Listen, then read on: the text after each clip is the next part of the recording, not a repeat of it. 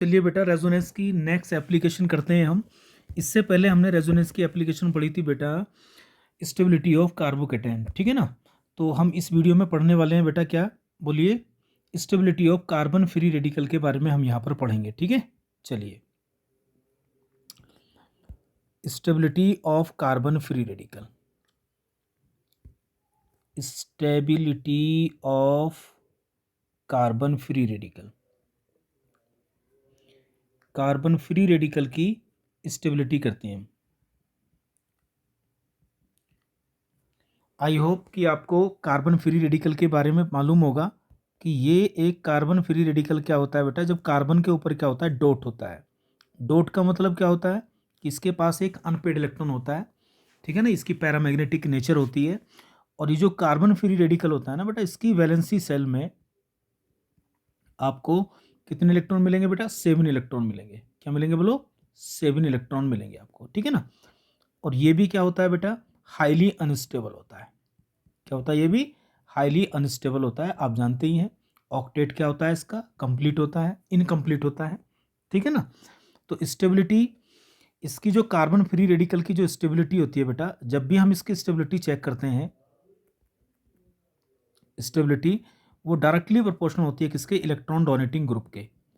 तो अगर electron donating group लगेंगे बेटा, तो इसको, इसकी जो इलेक्ट्रॉन की डेफिशिएंसी है वो क्या हो जाएगी बेटा, कम हो जाएगी। क्लियर है।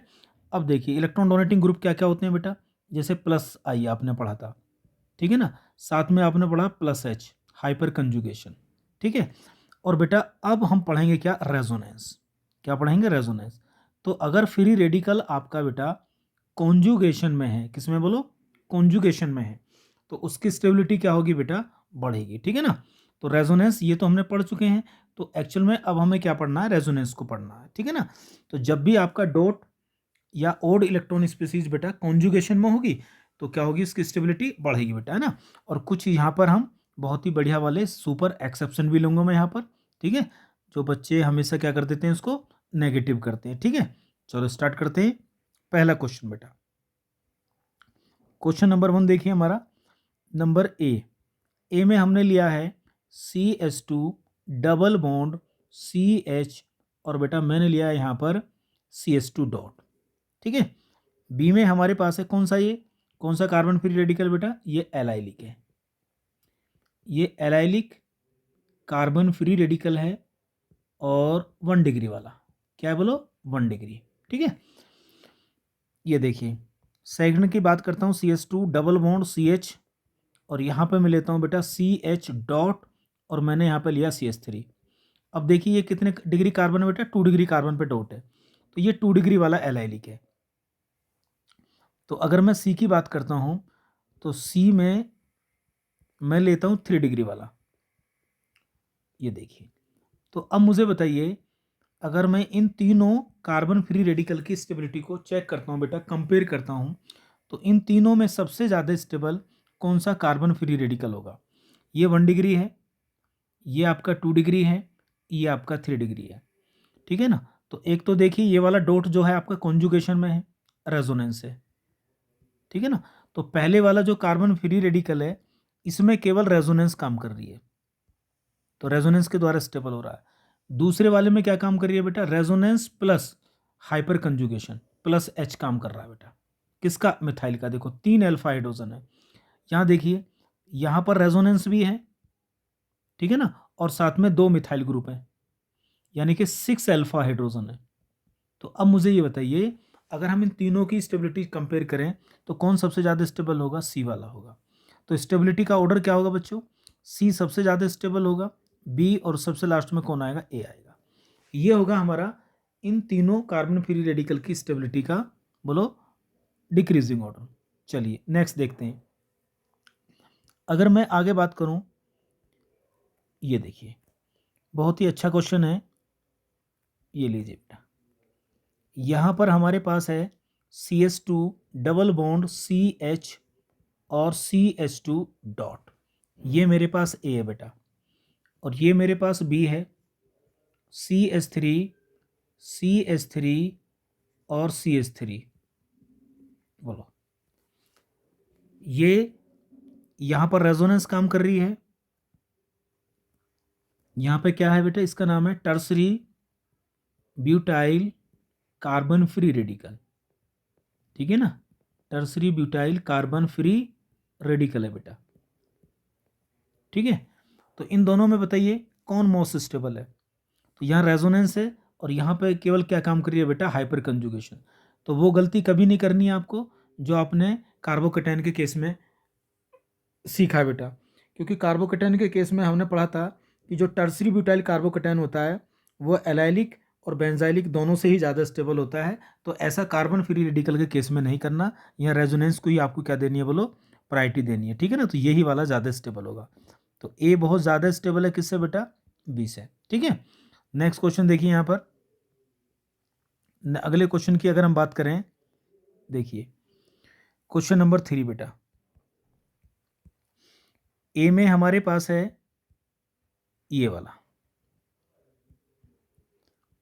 इसका नाम है बेटा CH2, इसे बोलते हैं benzylic carbon free radical, 1 degree वाला ये, ठीक है। बी की अगर हम बात करते हैं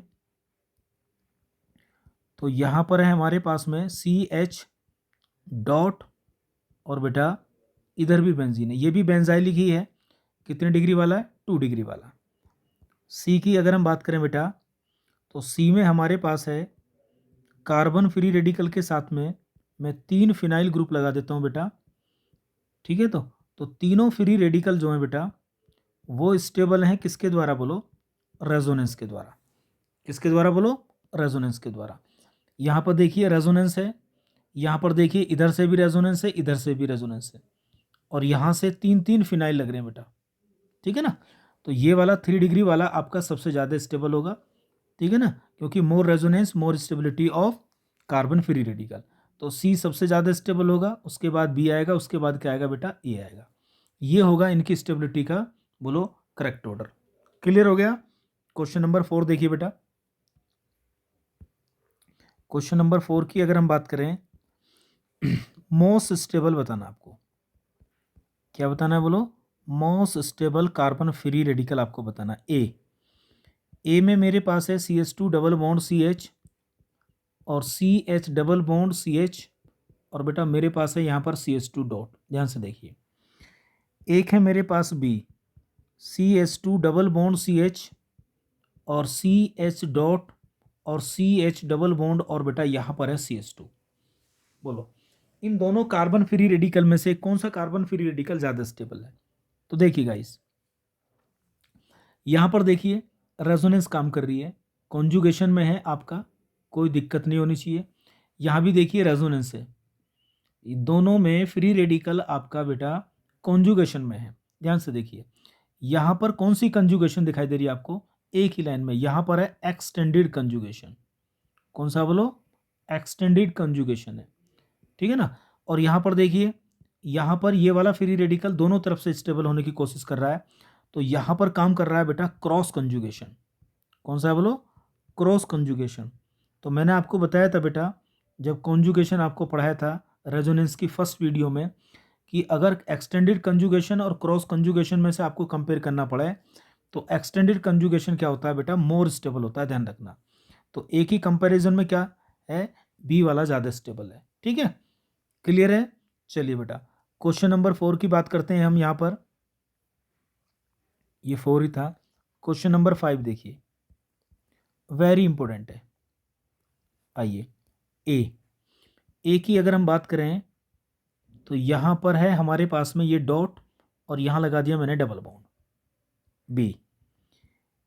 बी में मेरे पास है बेटा यहाँ पर ये है, और यहाँ पर CH3 है, और यहाँ लगा दिया मैंने डॉट, ठीक है जी। और यहाँ पर है मेरे पास C है, और C में यहाँ पर है मेरे पास डॉट, यहाँ डबल बॉन्ड है, और यहाँ भी मेरे पास डबल बॉन्ड है, ठीक है। और एक है मेरे पास D, और D में जो कार्बन फ्री रेडिकल मेरे पास गाइस वो ये है, ये डॉट है मेरे पास, और ये है मेरे पास कॉन्जुगेशन। तो इन तीनों फ्री रेडिकल में आपको ये बताना है कि मोस्ट स्टेबल कौन सा है बेटा, most stable carbon free radical हमारा कौन सा है, ठीक है। तो देखिए यहाँ पर पहले वाले में काम कर रही है रेजोनेंस, क्यों, कॉन्जुगेशन, ठीक है। यहाँ भी देखिए यहाँ पर भी कॉन्जुगेशन है बेटा, लेकिन यहाँ पर मोर कंजुगेशन है। क्या है यहाँ पर? मोर कंजुगेशन, यानी कि पहले के कंपैरिजन में जो आपको सी दिखाई दे रहा है ना बेटा, ये ज़्यादा स्टेबल है। बी की अगर बात करें तो यहाँ पर कंजुगेशन है और साथ में क्या काम कर रहा है बेटा? Plus H, hyper conjugation, 3 alpha hydrogen. तो ये रेजोनेंस और प्लस हाइपर कंजुगेशन दोनों के द्वारा स्टेबल हो रहा है। क्लियर है? यहाँ देखिए बेटा, इसमें देखिए ये वाला भी जो कार्बन फ्री रेडिकल है, यही वाला आपका मोस्ट स्टेबल होगा। अब क्यों होगा मोस्ट स्टेबल? जरा ध्यान से देखो, एक तो यहाँ पर 3 अल्फा हाइड्रोजन है, यानी कि प्लस एच, हाइपर कंजुगेशन, और साथ में क्या है बेटा? रेजोनेंस, यानी कि मोर रेजोनेंस। क्या है बोलो? मोर रेजोनेंस है। ठीक है, तो रेजोनेंस में देखो डबल कंजुगेशन आ रहा बेटा, है ना, जबकि यहाँ पर क्या है, इस वाले में एक ही कंजुगेशन है। तो ये वाला सबसे ज़्यादा स्टेबल होगा, डी सबसे ज़्यादा होगा, उसके बाद बी होगा, और उसके बाद क्या होगा बेटा? सी, और ए होगा सबसे लास्ट में। ये होगा इनकी स्टेबिलिटी का डिक्रीजिंग ऑर्डर। क्लियर है? चलिए नेक्स्ट और लास्ट क्वेश्चन की बात करते हैं हम यहाँ पर। देखो कार्बन फ्री रेडिकल के बेटा, देखिए, ये देखिए बेटा, क्वेश्चन नंबर जो भी है हमारा, क्वेश्चन नंबर 6 देखिए, वेरी वेरी इंपॉर्टेंट क्वेश्चन है ये, ध्यान से देखेंगे इसको। आपको बताना है most stable carbon free radical, carbon free radical, इनमें से कौन सा कार्बन फ्री रेडिकल आपका सबसे ज्यादा स्टेबल होगा? क्लियर है? आइए बेटा, ये देखिए ए में मेरे पास है ये देखिए, इसको क्या बोलते हैं हम, ध्यान से देखिए। और ये बेटा बहुत वेरी इंपॉर्टेंट है, स्टार भी लगा दिया है, और यहाँ पर नेगेटिव होने का बहुत चांस रहता है। तो इसे बोलते हैं बेंजाइलिक। ये कौन सा है बेटा? Benzylic carbon free radical, carbon free radical है ये हमारे पास 1 डिग्री वाला। क्लियर? देखिए बेटा, बी की अगर मैं बात करूं तो ये है मेरे पास में बेटा, ये रहा डॉट, इसे बोलते हैं एलाइलिक, इसे बोलते हैं allylic carbon free radical, carbon free radical इसको बोला जाता है बच्चों। ठीक है ना? तो इन दोनों कार्बन फ्री रेडिकल की अगर स्टेबिलिटी चेक करें तो दोनों में एक बात आपको कॉमन दिखाई दे रही है कि ये वाला फ्री रेडिकल भी जो है रेजोनेंस के द्वारा स्टेबलाइज है, कॉन्जुगेशन में है। और बच्चों ये वाला भी किसके द्वारा है? यहां भी रेजोनेंस काम कर रही है। क्लियर है बच्चों? अब रेजोनेंस की अगर हम बात करें तो रेजोनेंस किस में बढ़िया होती है? एरोमेटिक वाले में, इस वाले में, बेंजीन वाले में बेटा। यहाँ पे क्वालिटी बढ़िया होती है रेजोनेंस की, है ना। तो यही गलती होती है एक नॉर्मल कंडीशन में। अगर बात करें, ये एक प्रकार का एक्सेप्शन है, ध्यान रखेंगे इसको बेटा, और इसकी एक्सप्लेनेशन भी मैं आपको दूंगा। ठीक है ना? नॉर्मल इसको गलत करने की कोशिश करते हैं तो बच्चा क्या सोचता है कि भाई ए वाला बी से ज़्यादा स्टेबल है। ठीक है ना? मतलब जो बेंजाइलिक वाला है ये वाला ज़्यादा स्टेबल है। ठीक है ना? ये हमारा एक्सपेक्टेड ऑर्डर होता है। क्या होता है बोलो? ये हमारा एक्सपेक्टेड ऑर्डर होता है। लेकिन ठीक है ना, ऐसा नहीं है कि रेजोनेंस खुदा है अपने आप में, कि रेजोनेंस अगर है तो वही सबसे ज़्यादा स्टेबल होगा। ठीक है ना? ऐसा हमने कार्बोकैटायन के केस में भी एक एक्सेप्शन पढ़ा था। तो एक कार्बन फ्री रेडिकल के केस में भी आपको बेटा याद रखना बढ़िया तरीके से। ठीक है? तो एक्चुअल में जो इसका सही आंसर आता है, ठीक है ना, जो इसका करेक्ट आंसर आता है बेटा, वो क्या होगा? जो करेक्ट आंसर है वो ये है कि जो बी वाला है वो ए से ज़्यादा स्टेबल होता है। हालांकि स्टेबिलिटी में कोई बहुत बड़ा ज़्यादा डिफरेंस नहीं होता, लेकिन फिर भी ध्यान रखना, जो आपका एलाइलिक वाला होता है 1 डिग्री वाला, वो बेंजाइलिक से क्या होता है? ज़्यादा स्टेबल होता है बेटा। अब इसका रीज़न क्या दिया जाता है? इसके रीज़न की अगर बात करूँ मैं, तो रीज़न क्या है बेटा? रीज़न होती है बॉन्ड एनर्जी। देखो, बॉन्ड एनर्जी का मतलब क्या है? जब आप कार्बन फ्री रेडिकल का फॉर्मेशन करते हो तो ऐसी तो करोगे बेटा, इस बॉन्ड को तोड़ोगे। बोलो तोड़ोगे नहीं तोड़ोगे? होमोलाइसिस करने से ये वाला बॉन्ड आपने होमोलाइसिस किया होगा। ठीक है ना? तो आपने बेंजाइलिक फ्री रेडिकल का फॉर्मेशन किया होगा। जब आपने एलाइलिक कार्बन फ्री रेडिकल का फॉर्मेशन किया होगा तो यहाँ से ये इसका होमोलाइसिस किया होगा आपने इस प्रकार से, ठीक है ना, सनलाइट डाल के। क्लियर है? ठीक है, या हीट वगैरह कोई भी।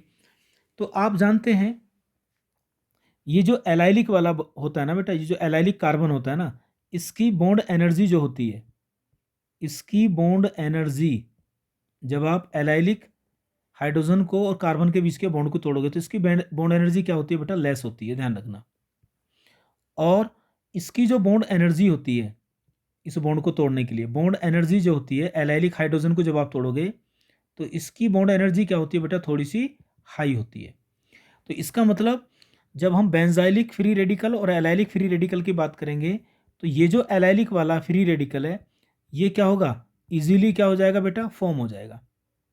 क्या हो जाएगा बोलो? इजीली फॉर्म हो जाएगा, जल्दी बनेगा, आप ऐसे कह सकते हो। तो जो जल्दी बनेगा बेटा वो जल्दी स्टेबल भी हो जाएगा, ठीक है ना, यही कहानी है।